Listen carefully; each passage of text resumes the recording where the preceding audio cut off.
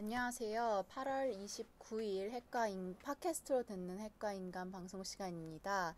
저는 평화네트워크 문채원이고요. 제 옆에는 정욱식 대표 함께하고 계십니다. 예, 안녕하세요. 안녕하세요. 예, 단둘이 이렇게 오붓하게 방송한 지도 벌써 이게 네 번째인가요? 다섯 번째인가요? 네, 벌써 이렇게 된 것 같아요. 네, 그 정도 된 것 같아요. 네네. 너무 금요일 날 예. 어디 다녀오셨다고 하시던데 어디? 금요일에요. 네, 지난주에 그 중국에 출장을 갔어요. 연길에. 뭐 네, 회의도 있었고, 그리고 그전에는 좀 백두산을 한번 북한을 통해서 가보고 싶다 이런 생각을 가지고 몇 번의 기회가 있었는데 이번에 연길에 간 김에 한번 이제 그 백두산 천지에 올라가려고 했었는데 올라는 갔어요. 올라는 네, 갔는데 제가 사진도 예, 봤죠. 천지라고 하는 글씨만 보고 너무 구름이 많이 끼어서 비바람이 몰아치는 바람에 네, 천지란 글씨만 보고 천지 자체는 못 보고 내려왔죠. 아쉽네요. 또 다시 예. 한번 가셔야 되겠네요. 예, 좀 더 이제 덕을 쌓은 다음에 3대가 덕을 쌓아야 천지를 볼 수 있다고 아, 하니까 그렇게 예, 힘든 예, 예. 거군요. 저희 할아버지하고 아버지는 덕을 많이 쌓으셨을 거고 제 부덕의 소치로 이번에 천지를 못 보고 온 것 같습니다. 네. 오늘은 책의 이제 2장 1과부터 4과에 대해서 다뤄보려고 하는데, 네, 1과 이제 트루먼과 스탈린의 핵 오판이 만나다부터 4과 트루먼 핵폭탄을 쓸까? 애틀리 안 돼까지의 내용에 대해서 다뤄볼 건데, 내용이 보니까 한국 전쟁 시작하기 전에 이제 한반도를 둘러싼 강대국들, 뭐 러시아, 중국, 그 당시에는 소련이었죠. 소련, 중국, 미국의 각기 다른 이제 상황들을 보여주는 것 같았어요. 네. 그러니까 그 핵시대의 첫 전쟁이 바로 한국 전쟁이었죠. 네, 예, 그래서 우리가 한국 전쟁을 좀 다양한 각도에서 다뤄볼 수 있겠지만 이 책이 주로 이제 핵 문제를 다루는 만큼 그 핵무기라는 관점에서 한국 전쟁을 어떻게 이해할 수 있을까 그런 관점을 가지고 한국 전쟁 부분을 비교적 좀 자세하게 서술을 했죠. 네, 뭐 네. 비밀 해제된 문서들도 많이 있고 그리고 뭐 그걸 제가 다 봤다고 말씀을 드릴 수는 없습니다만 그래도 좀 핵무기와 한국 전쟁의 관계와 관련해서는 여러 가지 좀 주목할 만한 자료들을 좀 많이 인용을 하면서 나름대로 좀 이 전쟁에 대해서 재해석도 해보고 네. 이것이 좀 오늘날에도 어떤 의미가 있는지 그런 부분들을 좀 조명하고자 애를 써봤습니다. 네, 저 같은 경우는 이제 한국 전쟁에 대해서는 북한의 남침이다, 이 정도로 이제 생각을 했는데, 사실 핵 공격이 이렇게 계획에 있었다, 또는 핵이 이 전쟁과 큰 관련이 있다에 대해서는 생각을 많이 못 해봤거든요. 별로 그런 걸 접할 기회가 없었기 때문이겠죠. 그쵸. 예, 뭐, 제가 뭐 학교 다닐 때는 김일성이 스탈린의 지시를 받아서 지시를 전면적인 받아서, 남침을 네. 일으켰다. 뭐 이런 식의 어떤 그 교육을 어렸을 때 좀 많이 받았던 기억이 납니다만 네. 그렇게 단순하게 볼 문제가 아니었다. 네. 오히려 이제 그 김일성이 스탈린의 지시를 받고 남침을 감행했다는 식의 어떤 그 역사 인식이 그 진실과는 상당한 거리가 있었고 오히려 네. 미국이 이 전쟁에 대한 오판을 가져온 아주 중요한 이유 중에 하나였죠. 네. 보니까 트루먼, 스탈린 둘 다 핵을 가지고 있다는 생각에 이제 결국 그런 생각이 오판으로 이어진 것 같은데, 일단 당시 상황을 좀 드리려고 하면은, 일단은 남북 간의 잦은 교전, 그러니까 작은 교전들이 있었죠. 그리고 김일성과 이승만 대통령이 이제 서로 무력 통일을 공언하고 있었고, 또 1949년에는 소련의 핵실험이 성공한 상태, 그리고 중국의 공산화가 선포된 상태였죠. 근데 이제 그런 상태에서 미국이 에치슨 라인을 이제 선언을 하면서 네. 이 대서사시가 써진 것 같은데, 네. 어, 그러니까 1950년 1월이었죠. 당시 미국의 국무장관이었던 에치슨이 아시아 방어선을 언급을 하면서 한국과 대만을 빼버렸습니다. 한국과 네, 대만을 이제 포함시키지 않았어요. 그리고 방금 전에 최원 씨가 얘기한 것처럼 1949년 후반부에 8월 달에는 소련이 최초의 핵실험에 성공했고 10월에는 이제 중국 이제 중국 공산당이 국민당과의 내전에서 승리를 거두고 중화인민공화국 건국을 선포를 하게 되죠. 네. 그런 어떤 이제 국제적 환경에서 에치슨이 아시아 방어전에서 한국을 제외하자 이것을 김일성, 스탈린, 더 나아가 마오쩌둥 같이 당시 이제 아시아 공산국가 지도자들은 이것은 하나의 청신호, 네. 청신호로 이제 간주를 했었는데, 근데 뭐 이제 그 관련해서 여러 가지 그 설명들이 가능하겠습니다만, 당시 이제 미국이 그 갖고 있었던 몇 가지 생각들이 있었어요.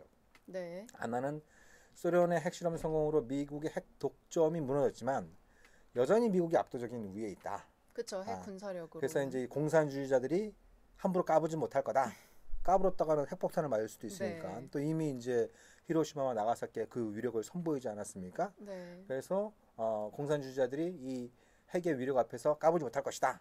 라는 생각을 갖고 있었고, 또 하나 중요한 것은 당시 미국은 북한을 소련의 꼭두각시 정도로 간주를 했었어요. 네. 그 어떤 좀 이렇게 그 자율적으로 사고하고 전략을 꾸밀 수 있는 그런 어떤 이제 국가라기보다는 스탈린의 지시에 의해서 철저히 스탈린의 지시에 따라서 움직이는 그런 어떤 꼭두각시 정권으로, 괴뢰 정권이죠. 네. 뭐 이제 그렇게 이제 간주를 했는데, 근데 당시 미국은 소련이 그 스탈린이 김일성에게 지시를 해서 남침을 감행할 정도로 무모하다라고 판단하지 않았어요. 왜냐하면 그때 힘의 균형을 볼 때는 미국, 또 미국에 주도하고 있는 어떤 이른바 자유진영이 압도적으로 우위에 있었기 때문에 네. 세계 3차 대전으로 이어질 수 있는 남침을, 북한의 남침을 스탈린이 김일성에게 지시하지 못할 것이다. 이렇게 확신을 갖고 있었던 거죠. 근데 일단 약간 두 가지가 잘못됐네요. 첫 번째는 김일성 및 북한을 소련의 꼭두각시로 생각했다는 전제 자체가 이제 틀렸고, 두 번째로는 저도 이렇게 질문을 드리려고 했는데, 미국은 이제 미국의 군사적 힘에 의해 전멸될 각오를 무릅쓸 만큼 북한도 뭐 중국도 공산주의 세력이 무모하지 않을 것이라고 말을 했지만, 소련의 경우는 또 미국에서는 소련이 핵 보유국이 되었다는 사실 때문에 조선 문제에 개입할 수 없을 것이란 분위기가 우세하다. 그랬었죠. 라고 생각을 했다는 걸 보면, 저는 사실 그러니까 비핵화 및 탈핵을 옹호하지만 핵 억제력에 대해서도 타당성이 있다고 생각했거든요. 네. 근데 이 두 미국과 소련의 발언 및 입장을 살펴보면은 핵 억제력이 가능한가? 그러니까 핵 억제력의 신화가 무너진 전쟁이기도 했죠. 네. 왜냐하면 방금 전에 얘기한 것처럼, 아니 공산주의자들이 남침을 했다가 미국한테 핵폭탄을 맞을 수 있는데, 그리고 그런 어떤 그 위협 신호를 계속 보내왔던 거거든요. 네. 예, 그 이른바 이제 최원 씨가 얘기한 핵 억제력입니다. 핵 억제 이론. 네. 예. 핵이라고 하는 그 절대 무기를 통한 강력한 보복 능력과 의지를 과시함으로써 상대방이 나한테 덤벼들지 못하게 한다라고 하는 이 핵 억제론의 신화가 한국 전쟁을 통해서 무너진 거예요. 네. 예, 발발 때부터 그렇고, 그는 소련도 비슷한 맥락에서 좀 오판을 한 거죠. 아니 한반도 뭐 한국이 얼마나 그 대단한 나라길래 미국이 소련과의 3차 대전 핵전쟁까지 각오하면서 한국전쟁에 개입하지 못할 것이다. 네. 라는 생각도 마찬가지로 스탈린도 갖고 있었던 거예요. 그래서 한국전쟁이 이 핵의 관점에서 볼 때는 이 핵의 위력에 대한 스탈린과 트루만의 어떤 맹신이 교차하는 그런 지점이 발생했다라는 표현은 바로 이제 그런 맥락에서 이해할 수 있는 거고요. 그리고 그 이후로도 마찬가지입니다. 네. 이제 1950년 이제 10월 말 11월이 되면 중국이 참전하잖아요. 네. 그러니까 미국의 입장에서는 정말 이게 그 두뇌가 분해되는 느낌을 받았을 거예요. 왜냐면 예상을 못하는 건가요? 네, 왜냐면 중화인민공화국, 당시엔 중공이라고 불렀죠. 이 나라가 만들어진 거니까 이 일제와의 항일투쟁, 그리고 그것과 이제 중첩되는 시기도 있었습니다만 국민정과의 오랜 기간 내전. 네. 그래서 피폐해질 대로 피폐해진 신생국가 중국이 나라를 만든 지 1년밖에 안 된 중국이 당시 세계 최강, 특히 핵무기를 다량으로 보유하고 있던 미국을 상대로 해서 참전을 할 것이다라고는 사실 그 누구도 예상하지 못했던 문제예요. 그쵸. 내부에서도 반대 의견이 많지 않았나요? 그런데 뭐 경제적으로 힘들고 그래서 반대 의견이 있었는데, 마오쩌둥이 이렇게 참전을 안 하고 있으면은 우리를 나약하게 볼 것이다. 이러면서 그때 인도의 네루 총리가 이제 미국이 핵무기를 사용할 수도 있는데 뭐 걱정되지 않냐 이런 식으로 질문을 했더니 뭐 몇 방 떨어진다고 해서 이 많은 인구가 우리가 다 인구가 떨어지 몇이 그때 중국의 인구가 한 3억 정도 된다고 그러는데 예? 상당히 충격적인 예, 발언이었어요. 그러니까 그것이 이제 그 마오쩌둥 특유의 전쟁관, 네. 전쟁관이 반영돼 있는 것이죠. 그러니까 마오쩌둥이 오랜 기간 항일 투쟁과 또 그 국공 내전을 거치면서 결국 전쟁을 승리로 이끄는 것은 무기가 아니라 네. 인민들의 정신력이다. 인민들의 음, 정신력이다. 그런 어떤 확고한 믿음을 갖고 있었고, 그래서 이제 이 핵폭탄을 종이 호랑이의 비유도 하고 그랬었죠. 네. 그렇지만 이제 나중에 이제 마오쩌둥도 이제 마음을 바꿨죠. 이거 핵을 가져야 되는구나. 그래서 이제 나중에 이제 핵 개발을 착수하게 되는데, 아무튼 이제 그 마오쩌둥의 관점에서는 그랬던 거죠. 몇 가지 이유가 있지만 어차피 미국과의 일전은 불가피하다. 네. 예, 미국과 그것이 대만 문제가 됐던 어느 다른 문제가 됐던 미국과의 일전이 불가피하다. 근데 그 미국과의 일전이 불가피하다면 조선 땅 한반도에서 미국과 전쟁을 벌이는 것이 중국 본토나 대만 해협에서 벌이는 것보다 더 낫다. 그러니까 일종의 예방 전쟁이었던 거예요. 그건 그 예방 전쟁은 이제 중국뿐만 아니라 소련이나 미국도 다 같은, 물론 다른 이유였지만 다 추구했던 바였잖아요. 이제. 그렇죠. 그러니까 그 아까도 얘기한 것처럼 미국은 그 북한을 소련을 꼭두각시로 간주했는데 이것이 그 미국이 아주 중대한 오판인 동시에 역설적으로 미국이 또 신속한 개입을 결정하게 된 게 아주 중요한 배경이에요. 네. 그러니까 미국은 북한의 전면적인 남침을 김일성이 스탈린을 설득해서 또 마오쩌둥과 스탈린의 경쟁 관계를 이용해서 그거를 관철했다라고 하는 것은 이제 한참 뒤에 소련의 문서가 해제되고 중국의 문서가 부분적으로 공개되고 이러면서 나중에 한 것이고 네. 그 당시에는 이건 스탈린이 지시한 거다. 그리고 이거는 3차 세계 대전을 열기 위한 스탈린의 첫 포성이다. 그렇기 때문에 미국이 신속하게 한국 전쟁에 개입하지 않으면 네. 스탈린이 벌이게 될 세계 3차 대전에서 미국과 이른바 자유진영이 수세에 몰리게 될 것이다. 그래서 한반도에서 스탈린의 길을 확실히 꺾어내야 된다. 그래야 움직이지. 미래의 전쟁을, 네. 미래의 세계대전을 예방할 수 있다.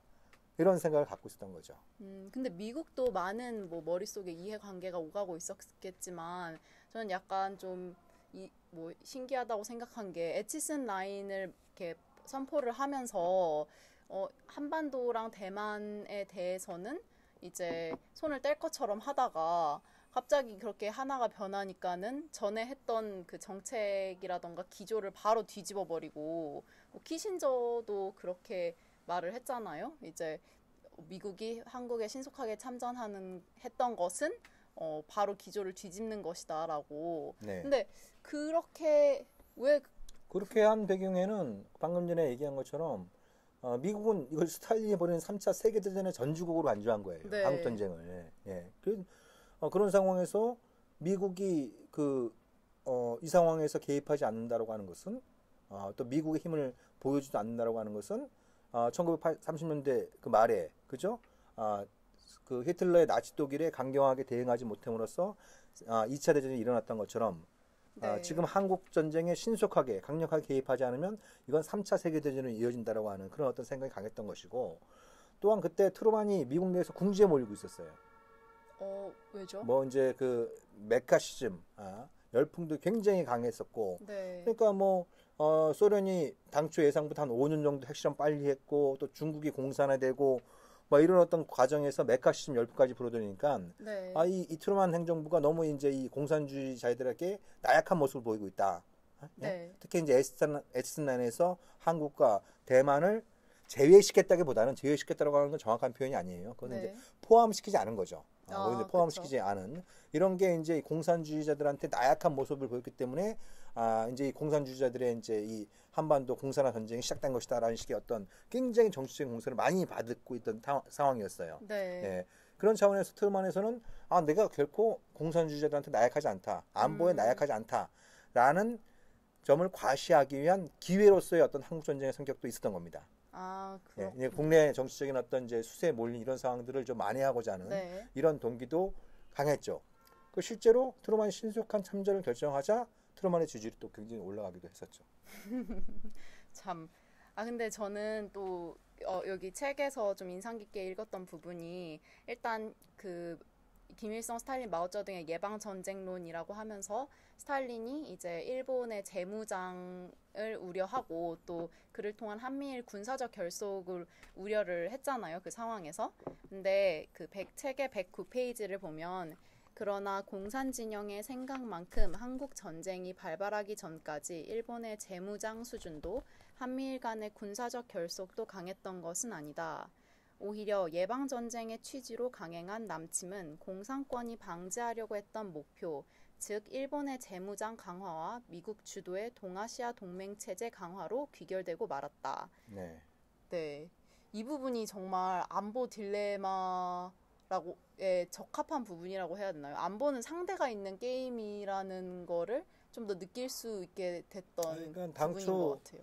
미국의 그 대일본 정책의 이제 종전 이후의 핵심적인 거는 일본이 또다시 까불지 못하도록, 예? 네, 일본이 재무장은 물론이고 군사적인 재무장이 물론이고 재무장에 필요한 경제력조차도 박탈시키겠다. 네, 그러니까 쉽게 말하면 거의 그 거지 국가로 만들겠다는 거였어요. 예. 그래서 실제로 1947년도의 통계를 보면은 전쟁 그 종전 이전의 일본의 경제력에 비할 때 한 40% 정도 수준으로 네, 떨어진 정도로 일본 경제 굉장히 핀폐해 있었습니다. 이걸 또 이제 미국은 별로 재건시키지 않겠다라는 계획을 갖고 있었고, 네, 근데 그게 이제 트루만이 이른바 1947년도에 트루만 독트린을 발표하면서 그 기제가 바뀌어요. 네, 예, 그러니까 이제 소련을 봉쇄해야 되는데 소련을 이제 강력하게 봉쇄하겠다고 하니까 유럽에서 서독의 가치가 전략적 가치가 이제 재인식되는 부분이 있고 네, 또 아시아에서 과거 오랫동안 소련 또 그 이전에 러시아와 경쟁 관계에 있던 일본의 전략적 가치를 다시 인식한 거예요. 그와 더불어서 아무리 미국이 일본의 경제 재건을 그 막으려고 해도 그 일종의 비용이 따르는 거예요. 네, 그럼 미국 계속 원조를 해줘야 되잖아요. 그쵸. 그러니까 미국 국민들이 열받는 거예요.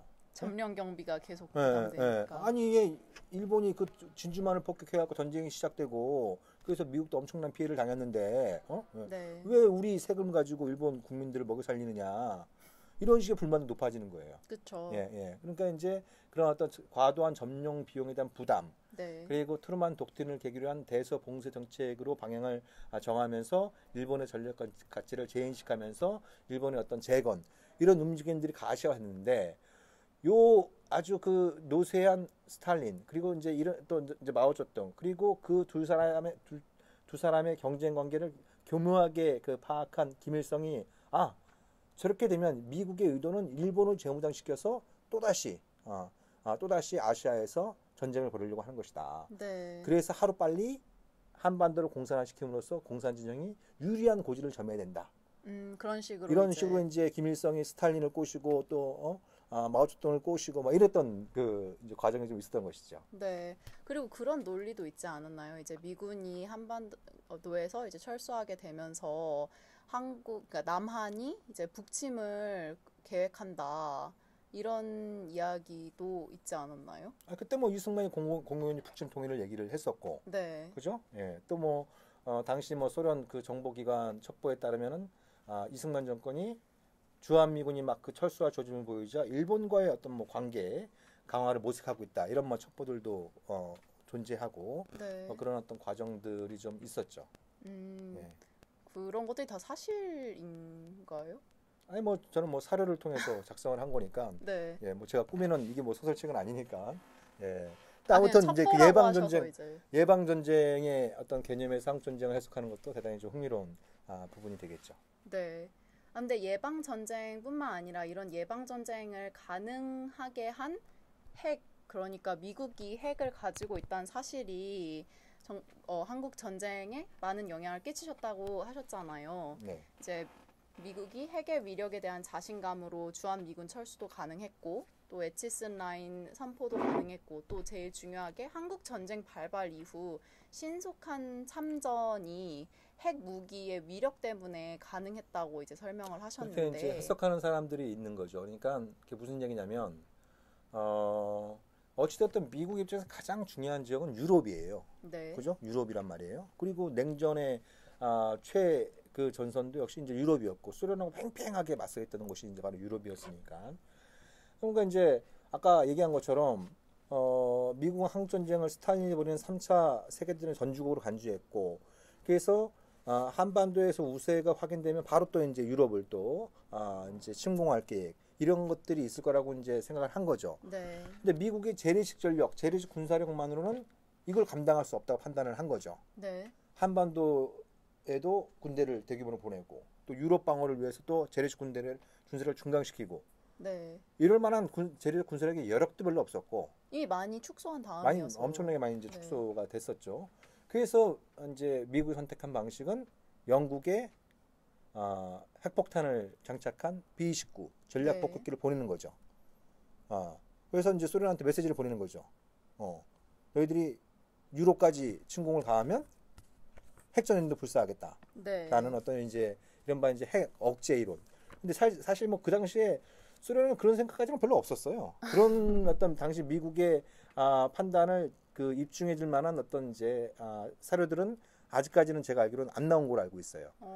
오히려 이제 스탈린은 좀 이렇게 좀 수세적이고 좀 위축된 네. 이런 입장이었는데, 근데 이제 미국은 스탈린이 굉장히 팽창주의적이고, 네. 예, 호시탐탐 이제 유럽 침공을 점령을 노리고 있고, 네. 한국 전쟁을 그 이제 신호로 해석하고 이렇게 좀 과잉 해석한 이런 어떤 부분들도 아울러 좀 있었었죠. 근데 참 흥미롭네요. 미국은 이제 소련의 핵 개발 능력이라던가 뭐 핵 실험 성공 여부에 대해서는 상당히 과소평가를 하고 그 동기라던가 이런 데는 이렇게 팽창주의를 할 것이다 하면서 과대 해석하고. 그러니까 아무리 제국이라고 하더라도 완벽할 수가 없는 거죠. 네. 근데 핵 폭격기를 이제 영국에다가도 설치라고 해야 되나요? 배치. 예. 네, 배치를 했지만 한국 전쟁 발발 이후에 이제 유엔군이 북한에 비해서 수세에 몰리면서 핵 공격에 대한 검토도 들어갔다고. 그렇죠. 당초 그 미국의 핵전쟁 계획은 주로 소련을 상대로 하는 것이었어요. 네. 예. 근데 이게 예상 밖에, 뜻밖에도 북한군에 의해서 유엔군이 계속 그 패퇴를 거듭하게 됐죠. 네. 예, 예. 그 낙동강 방어선까지 이제 패퇴할 정도로 굉장히 수세에 몰렸어요. 네. 그래서 그러면 이제 어떻게 핵을 써서라도 저 북한군을 갖다가 격퇴시켜야 되는 것이 아니냐 이런 얘기들이 나올 수 있는 거죠. 네. 근데 이제 몇 가지 현실적인 고민이 있는 거예요. 당시 그렇죠. 핵을 쓰기엔 첫 번째는 그때 북한군의 상당수가 한국으로 내려와 있는 상태였기 때문에 네. 그러면 그걸 갖다가 전세를 바로 역전시키려면 한국 땅에 핵폭탄을 떨어뜨려야 된다는 얘기가 나오는 거예요. 네. 네? 예. 네. 그 사실 그건 감당하기 힘든 얘기고. 그리고 북한에는 이미 대규모의 공습이 들어가 있는 상황이어서 네. 핵폭탄을 떨어뜨릴 만한 또 이 전략적 목표물이 별로 없었던 거고. 그쵸. 예. 그리고 뭐 시설이라던가 뭐 그런 것도 많이 없었잖아요. 군수 시설이라던가 공장이라던가. 그것도 많지 않았던 데다가 이제 그 이미 이제 미국이 대규모 공습을 통해서 상당 부분 파괴에 들어가고 있는 상태였죠. 네. 그렇다고 뭐 중국이나 소련의 핵폭탄을 떨어뜨리더니 그러면 이제 미국이 한국 전쟁을 참전하면서 내섰던 목표, 즉 3차 세계대전의 예방 전쟁에 따라간 목표를 상실하게 되는 것이고. 네, 그렇죠. 그리고 이미 히로시마 나가사키에 떨어뜨린 경험이 있기 때문에 네. 또다시 그 아시아 어딘가에 핵폭탄이 떨어지면 아시아인들의 미국에 대한 반감이 굉장히 높아질 수 있는 거예요. 네. 예. 역시 미국은 인종차별주의 국가다. 그렇죠. 예, 예. 이런 식이었던 것들을 우려를 해서 쓰지 못했죠. 네, 아무래도 뭐 도덕적, 군사적, 외교적 이유로 이제 사용하지 못했을 것 같은데 저는 처음 안 부분이 물론 이 책을 읽으면서 정말 많은 부분을 처음으로 알게 되었지만 개전 초기부터 이제 메가더가 핵무기 사용을 강하게 주장하고 나섰다고. 물론 뭐 수세에 몰렸으니 본인이 이제 지휘가 아니고 수세에 몰렸으니까는 뭔가 이제 획기적인 돌파구를 마련하려고 하는 거는 뭐 어느 정도 이해가 된다고 해도 좀만 시간을 뒤로 돌려보면은 히로시마랑 나가사키 원폭 투하 때 메가더가 이제 극동지역 연합군 사령관이었던 메가더가 원자탄은 군사적 관점에서 전혀 불필요하다면서 이제 사용을 반대하는 그런 입장이었는데 왜 그렇게 입장이 뭐 바뀌었을까요? 자기가 이제 사령관으로서 뭐 유엔군 사령관으로서 빨리 전쟁을 끝내고 싶다. 네, 그런 그 욕심을 가졌겠죠. 네, 그리고 사실 그때 미군의 그 전투력이라는 게 좀 형편없었어요. 재래식 군 예, 예, 사령이. 예. 대부분 다 굉장히 어리고 제대로 이제 그 훈련도 받지 못한 네, 이런 그 상태 병력들이 투입되다 보니까 저기 이제 메가더는 내가 이런 애들을 부하들을 데리고 과연 전쟁할 수 있을까? 아니 우리 무기고에 한 방이면 몇 방이면 그냥 싹 쓸어버릴 수 있는 무기가 있으니까 네, 그걸 나한테 주면 내가 전쟁을 빨리 끝낼 수 있다 이렇게 이제 호기를 부렸는데 근데 그거는 이제 아까 얘기했던 여러 가지 근본적인 문제들을 야기할 수 있으니까 트루먼 행정부가 그걸 반대를 했었죠. 그러니까 그랬던 이제 맥어더가 이른바 인천 상륙 작전을 통해서 이제 그걸 가리켜서 이제 에치스는 인천의 마법사다라는 표현도 썼죠. 그래서 이제 맥어더가 자기가 인천 상륙 작전을 성공시켰다니까 또 의기양양해가지고 핵폭탄 아예 안 써도 돼. 네. 내가 안 써도 충분히 이 전쟁 빨리 끝낼 수 있어. 이렇게 또 호기를 부렸다가 네, 그랬다가 이제 자기가 호언장담을 했거든요. 웨이크 섬인가요? 거기서 이제 트루먼을 만나서 중국 애들 절대 참전 못한다.